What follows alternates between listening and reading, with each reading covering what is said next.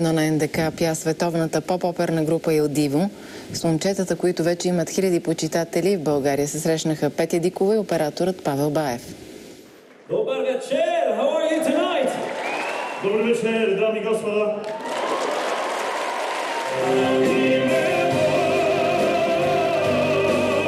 За 5 минути те се сравниха с Битълс, разказаха за среща, която са имали с семейство Клинтън и споделиха, че се надяват някоя красива българка да се качи на сцената при тях.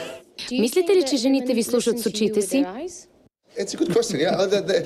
Добър въпрос. Мисля, че е смесица от всичко. На първо място се надявам да са гласовете и после джентълменски образ, който имаме, който се харесва на жените. Според мен пък не слушат със сърцата си. Певците смятат, че формулата им за успех е по-малко от характера на всеки. Защо са били успешни Битълс? Няма обяснение, нали? С Битълс ли се сравнявате? Не,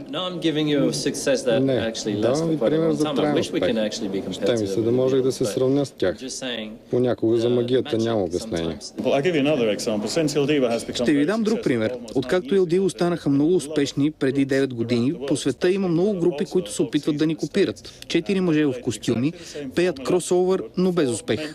Il Divo казват, че за тях няма трудна песен. Имат над 26 милиона продадени албума, а техен създател е английският реалити специалист Саймън Коул.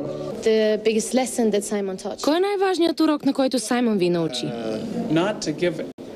Да не ни интересува мнението на другите. Когато искаш нещо, отиваш и го правиш.